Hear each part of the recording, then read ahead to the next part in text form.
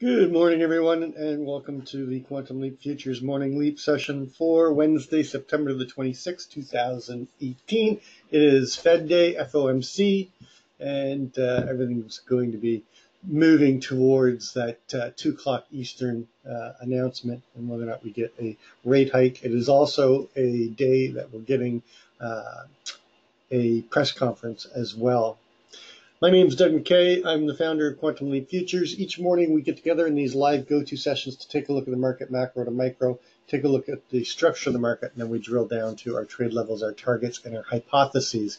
Our hypotheses are our trade plans. We do create multiple trade plans. We do not know what the market's going to do. Therefore, we create multiple hypos or plans and then wait for the market to open, see who takes control, and then exercise the plan that best suits the market and then adjust our plans to our alternative plans when we see trending type scenarios, etc.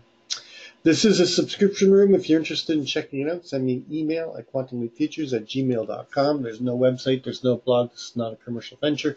We do everything live here in the go-to. Then we do live trading and analysis during the course of the trading day. Please read through the disclaimer. Nobody at Quantum Leap is a certified trading advisor. We are retail traders operating within a self-organized learning environment. Past performance is not indicative of future results. Any trades that you see in Quantum Leap are for education purposes only. Please trade your own due diligence, your own trade plan, and your own risk metrics. Taking a look at yesterday. Yesterday, we were looking for a open auction just out of range or just in range, but outside of value. We were looking for a rotation down into that value and somewhere between the VPOC and the value area low. We were looking for buyers to step in and start grinding our way back up and getting continuation of the trend up. Hypo 2 was the open auction, failure to take out the overnight high, sellers step in and rotate us down, and we basically chop inside of the prior day. We kind of got a little bit of both. We basically, other than this push up here, we basically traded inside of the prior day, creating a pretty messy looking profile as we head into FOMC and put a heck of a lot of volume through, at the 21 area. Even though we traded on pretty light volume overall, you can see that for the most part, the OTF was not present and volume only started picking up once we got down, and there's a lot of very interesting action down here. There was some OTF distributing or accumulating down here. They are bracketing. If you go back and look on your book map, you can see that they were bracketing above and below on the book, and then putting volume off in between the 1950 and the 22 area, and that's where we got this nice kurtosis around 21. So 21 is going to be an interesting level to see if it holds today. If we get below it, I think we could see a bigger move down, because somebody was clearly, creating a position in this area. Don't know if it was covering, don't know if it was opening. All I know is that somebody was very interested in this level. So as we come back down here, and you can see we came back down, our low overnight was this 21. So let's take a look at the overnight session. You can see that we opened up and we immediately just started grinding higher off of that 21. And we've had a shift of the VPOC up, and we've got a bit of a P-shaped profile. So I'm watching the 21, and I'm watching the 26 and a quarter level. If we get above the 26 and a quarter level, I'm going to be using that as my over-under line. I'm going to shift my key line in the sand down here up here to the 21. Currently it's down at 29.09, but I think that this is going to be a key level for us today, and a break below it. I think the 18 level does not hold this time, and we come back down further towards this 16 and 15 area. But let's not get ahead of ourselves. Let's take a look at the news. Of course, the big news today is at 2 o'clock. We've got the FOMC with the rate hike, and we've got the press conference 30 minutes later. But even before then, we do have news at 10. We've got new home sales at 10 o'clock. This could be a market mover. And then we've got crude and all its associates coming out at 10:30. So not to mention that we've got Trump chairing the United Nations today. We've got all kinds of headline news that can go along with but everybody's really going to be, gearing towards. I think the trading after 11:30 is going to dry up dramatically, and we just go sideways into the FOMC. So each morning I do the same routine. I start with a macro, I start with a monthly chart, and I work my way down in periodicity. I'm simply taking a look at where we are in terms of the trend. I use a 9 EMA, 20 SMA. I'm looking for the strength of the trend by the slope and separation. Is price paralleling the 9 nicely? You can see beautiful trend. We don't even challenge the trend until we get into the 2700s on the monthly. On the weekly, same thing. We've got this very strong trend, good slope, good separation. A test of the trend, takes us down to a 28.8775. So, currently quite a ways below us still, and not violating the trend on either the weekly or the monthly. On the daily, we've kind of tightened up our 20 period full session ATR has dropped down below 20 points. It's now 1974, so we're giving this compression, and you want to watch this high right here. Okay, former resistance. See if it remains support in around the 18 level, and then if that doesn't hold, next key support doesn't come in until down here in around the 2870 area. And these highs and these lows down here. So going to be interesting. If I draw it up on a hold on a second, just grab this chart.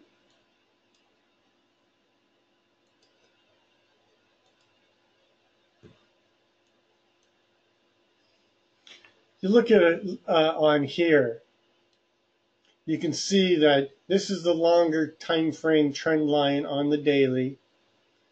We've got this previous high acting as support now, and then this is the level down here that I'd be watching down in the 2871.82 if we break below this upward trend line. Any move down to this trend line, probably going to get some defense, and that would bring us down into the low 2900s to take a look at it that way. So let's take a look at, let's go down to the intraday.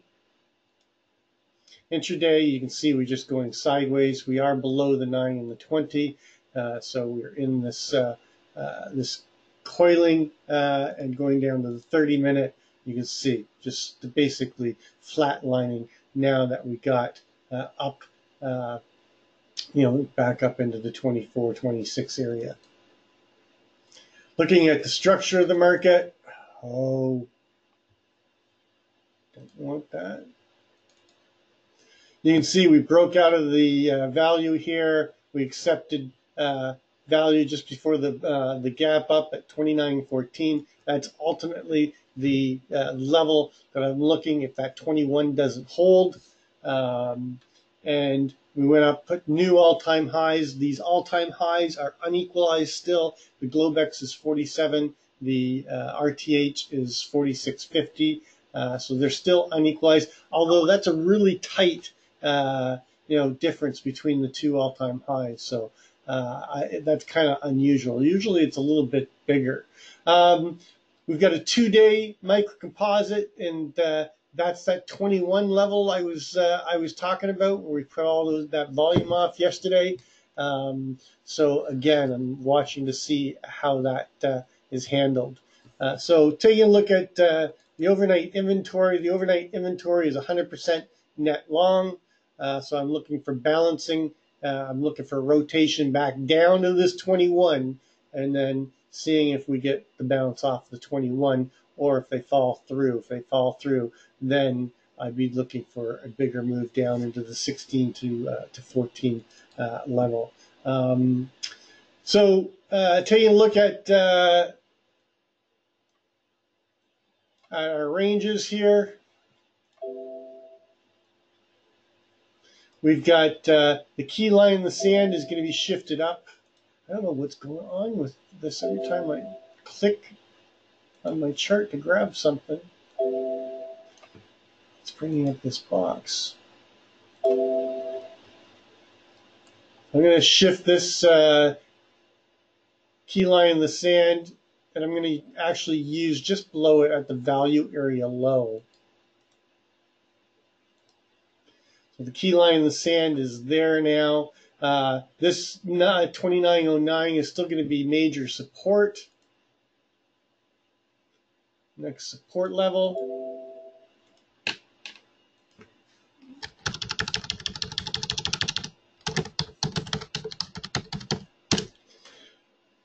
And my over-under, I'm using the 26.50.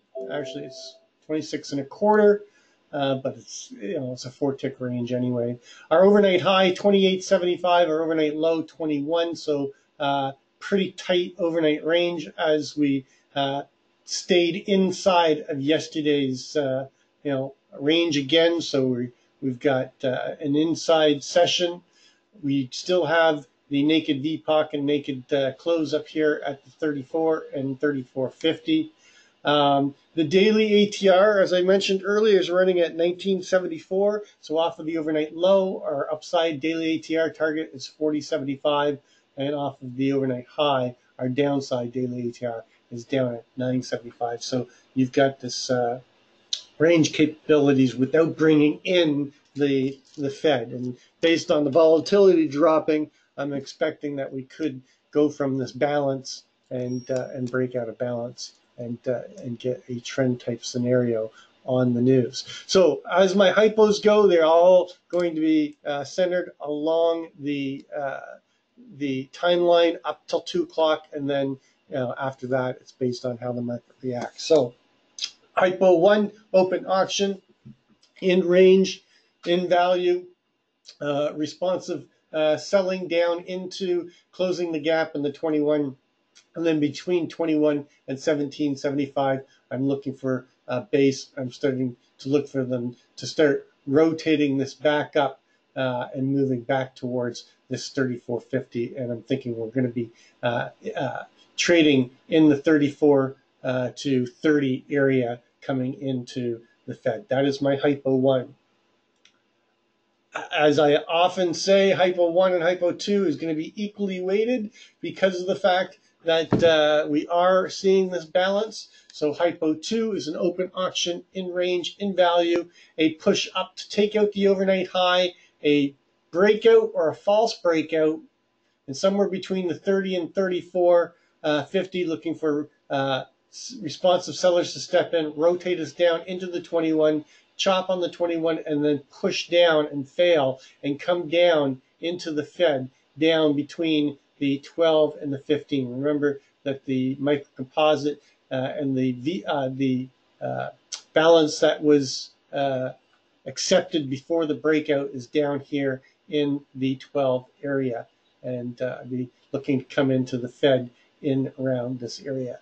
And then in terms of hypo 1 and hypo 2, it all depends on if the market reacts positively, I think we could see new all-time highs.